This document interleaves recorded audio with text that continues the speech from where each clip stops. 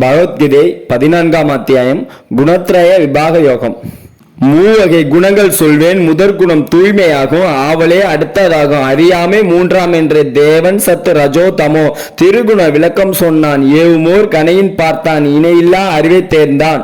ஸ்ரீ பகவான் சொல்கிறார், அர்ஜுனா, அறிவில் உயர்ந்தது, அற்புதமானது, உத்தமமானது உனக்கதை சொல்கிறேன். மோகம் தவிர்த்த முனிவர்கள் எல்லாம் அந்த அறிவையே அடிப்படையாக்கி வாழ்க்கையின் முடிவில் நற்கதி அடைந்தனர்.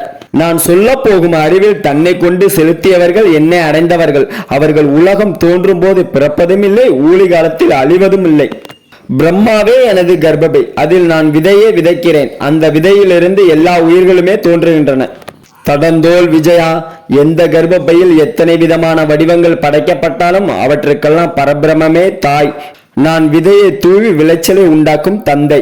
தோல்வலி மிகுந்த வீரனே, சமத்துவம், ரஜஸ், தமஸ் என்னும் குணங்கள் இயற்கையில் இருந்து தோன்றியவை. இந்த குணங்கள் தான் அழிகின்ற உடம்போடு அழிவற்ற ஆத்மாவை படைக்கின்றன. இவற்றுள் சத்துவ குணம் என்பது பரிசுத்தமானது, ஒளிமிக்கது, நோய் இல்லாதது. ஆகவே அது இன்பத்திலும் ஞானத்திலும் பற்றுதலை உண்டாக்கி ஆத்மாவை கட்டி இழுக்கிறது.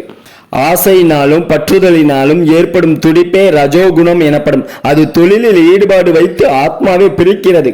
ஆனால் அர்ஜுனா, தமோகுணம் என்பது அறியாமையினாலும் மூடத்தனத்தினால் பிறப்பது. அது எல்லா உயிர்களையும் மயங்க செய்கிறது. தவறு, அலட்சியம், சோம்பேறித்தனம், துக்கம், தூக்கம் இவற்றால் இந்த தமோகுணம் ஆத்மாவை கட்டி பிடிக்கிறது. சுருக்கமாக சொன்னால், சத்துவ குணம் இன்பத்தையும், ரஜோகுணம் தொழிலையும், தமோகுணம் தவறுகளையும் உருவாக்குகின்றன. சில நேரங்களில் இரண்டாவது மூன்றாவது குணங்களை அமுக்கிவிட்டு முதற் குணம் தலை தூக்குகிறது. பிறகு இரண்டாவது குணம் தலை தூக்கி முதற் குணத்தை மூன்றாவது குணத்தையும் அமுக்குகிறது. வேறு சில நேரங்களில் மூன்றாவது குணம் மேலோங்கி முதல் இரண்டு குணங்களையும் அமுக்கி விடுகிறது. அதாவது ஒரு கட்டத்தில் உத்தமமான குணம் ஆசையையும் அறியாமையும் அமுக்குகிறது.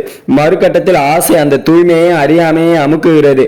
மூன்றாவது கட்டத்தில் அறியாமை தூய்மையையும் ஆசையையும் அமுக்கி விடுகிறது.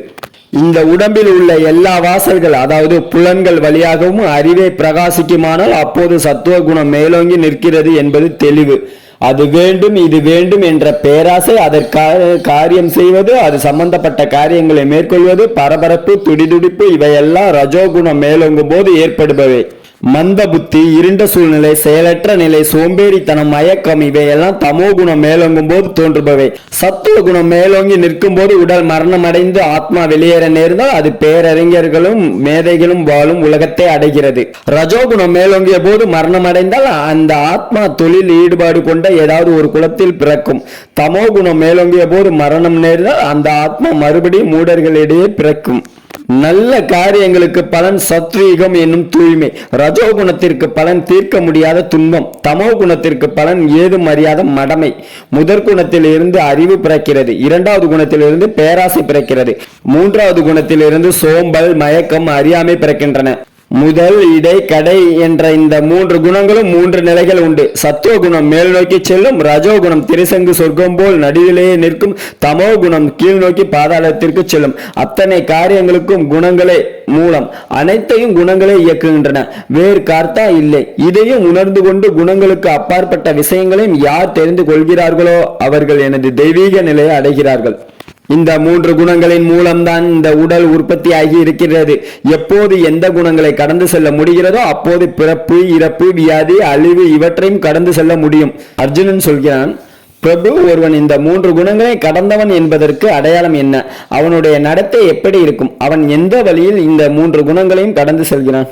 ஸ்ரீ பகவான் சொல்கிறார், பாண்டவா, சத்துவத்தின் செயலாகிய மனதின் ஒளியையும், ரஜோகுணத்தின் செயலாகிய சேட்டையையும், தமோ குணத்தின் செயலாகிய மயக்கத்தையும் நேருக்கு நேர் சந்திக்கும் போது எவன் அவைகளை வெறுப்பதும் இல்லையோ, இல்லாத போது தேடுவதும் இல்லையோ, எவன் ஒரு பக்கமும் சேராது எந்த குணத்தாலும் அசைக்கப்படாமல் குணங்கள் தாங்களே இயக்குகின்றன என்று அறிந்து நிலை பெற்று நிற்கிறானோ, எவன் இன்ப துன்பங்களை ஒரே இடைக்கல்லை போட்டு நிற்கின்றானோ, எவன் தன்னைத்தான் உணர்ந்து கொண்டவனோ, எவன் தங்கமும் செங்கல்லும் ஒன்றே என்று சமமாக பாவிப்பனோ, எவன் விருப்புக்கும் வெறுப்புக்கும் ஒரே மதிப்பு கொடுக்கிறானோ, எவன் திடமான உள்ளம் உடையவனோ, எவன் இகழ்ச்சியும் புகழ்ச்சியையும் ஒன்றாக கண்டவனோ, எவன் மானம் அவமானம் இரண்டை சமமாக மதிப்பவனோ, எவன் நண்பனிடமும் பகைவனிடமும் ஒரே மாதிரி நடந்து கொள்பவனோ, எவன் ஆசையால் உந்தப்பட்டு ஆரம்பித்த எல்லா தொழில்களையும் கைவிட்டவனோ அவனே மேற்சொன்ன மூன்று குணங்களையும் கடந்தவன். முறை பிரலாத பக்தி யோகத்தினால் எவன் என்னை பணிகின்றானோ அவனும் இந்த குணங்களை எளிதில் கடந்து ஈஸ்வரன் இயற்கையை அடையும் தகுதி பெறுகிறான். ஏனென்றால் அழிவும் தீங்குமற்ற இயற்கைக்கு நானே நிலைக்களன், அசைக்க முடியாத தர்மத்துக்கும் இன்பத்துக்கும் நானே இருப்பிடம். 14ஆம் அத்தியாயம் முற்றிற்று. டிடிஜிஎஸ் G Govindaraj Ayyappa YouTube channel பிடிச்சிருந்தா லைக் பண்ணுங்க, ஷேர் பண்ணுங்க, கமெண்ட் பண்ணுங்க. உங்களுக்கு பிடிச்சவங்களுக்கெல்லாம் இந்த வீடியோவை அனுப்பிவிட்டு அவங்களையும் பார்க்க சொல்லுங்க, அவங்களும் பார்த்து பயனடையட்டும். நன்றி, தேங்க்யூ. பகவத்கீதையோட இதுக்கு முன்னாடி போட்ட அத்தியாயங்களை நீங்க பார்க்கணும்னு நினைச்சீங்கன்னா நம்ம டிடிஜிஎஸ் ஜி கோவிந்தராஜ் ஐயப்பா யூடியூப் சேனல்ல போய் பாருங்க. Thank you very much. நம்ம இந்த புராணங்களில் சொல்கிறப்ப இந்த பகவத்கீதை உண்மையிலே அற்புதமானது அப்படின்னுங்கிறதுக்கு நானும் ஒரு சில உதாரணமாக இருக்கலாம். காரணம் என்னன்னா, எனக்கு முன்னாடி நான் எப்படி பேசினேன், எப்படி இருந்தேன் அப்படின்னுங்கிறது உங்களுக்கு நல்லாவே தெரியும்.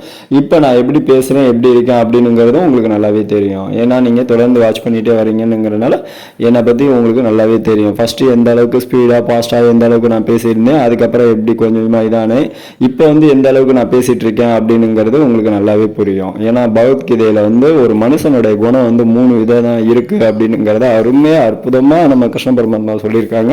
அது பகவத்கீதையில அருமையா இடம் பெற்றிருக்கு. அதுல இது மட்டும் இல்ல, அந்த 3 குணங்கள்ல என்னென்ன பண்றாங்கன்னுங்கிறத அடுத்தடுத்த அத்தியாயத்துல சொல்றேன்னுங்கிற மாதிரி அதை போட்டிருக்கு. வாங்க நம்ம தொடர்ந்து பார்க்கலாம். Thank you very much. டிடிஜிஎஸ் G Govindaraj Ayyappa YouTube channel பிடிச்சிருந்தா லைக் பண்ணுங்க, ஷேர் பண்ணுங்க, கமெண்ட் பண்ணுங்க. உங்களுக்கு பிடிச்சவங்களுக்கு அந்த வீடியோவை அனுப்பிச்சு விடுங்க, அவங்களும் பார்த்து பயனடையட்டும். தேங்க்ஸ் ஃபார் வாட்சிங்.